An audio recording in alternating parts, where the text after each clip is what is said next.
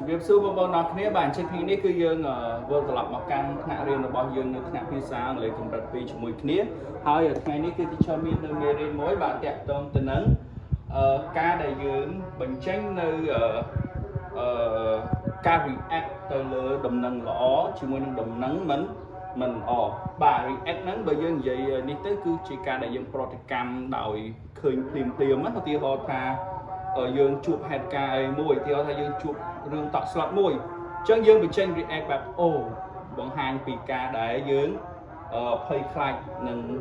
ក៏នៅពេលដែលយើងបានឃើញហេតុការណ៍មួយហ្នឹងតោះអញ្ចឹងយើងកុំឲ្យខាតពេលវេលាយូរ teacher នឹងណែនាំឲ្យស្គាល់ថាតើ reacting to the good news ហ្នឹងគឺមានអីគេខ្លះអញ្ចឹងខាងលើគឺមាន3បាទមាន3វិធីដែលយើងអាចនិយាយបានគឺទី1 that's great ទី2 that's excellent ទី3 that's awesome តោះអញ្ចឹងទីចូលបកប្រែឲ្យអញ្ចឹង that's great ហ្នឹងគឺមានន័យថាវាពិតជាអស្ចារ្យខ្លាំងណាស់មានន័យថាឧទាហរណ៍ថា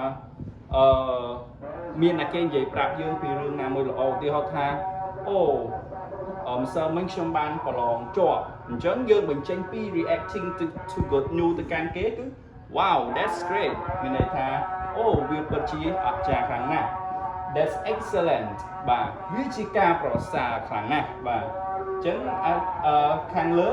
នៅទី2គឺវាមិនខុសន័យគ្នាប្រហែលទេគឺន័យវាតែមួយទេ that's awesome វាពិតជាអស្ចារ្យមែនតើមានន័យថា3ហ្នឹងគឺយើងអាចនិយាយមួយណាក៏បានដែរបាទនៅពេលដែលយើង reacting to good news បាទបញ្ចេញនៅបាទ react ទៅកាន់ដំណឹងល្អណាមួយចឹង3នេះគឺយើងប្រើមួយណាក៏បានដែរចូលមកផ្នែកទៀតគឺ reacting to bad news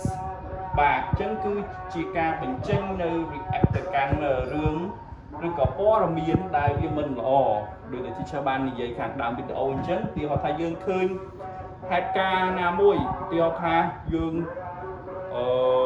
ឃើញគ្រោះថ្នាក់នៅតាមដងផ្លូវចុះអញ្ចឹងយើងឃើញហើយថាអូ no មានន័យថាអូទេមានន័យថាយើងវាជាការ react ដែលចំពោះព័ត៌មានមិនល្អ that's too bad វាអាក្រក់ណាស់ឬក៏វាអត់ល្អសោះហើយចុងក្រោយ that's terrible វាជារឿងដែលគួរឲ្យខ្លាចអញ្ចឹង reacting to the bad news ហ្នឹងមាន3ដែរ oh no that's too bad ហើយនឹង that's terrible បាទ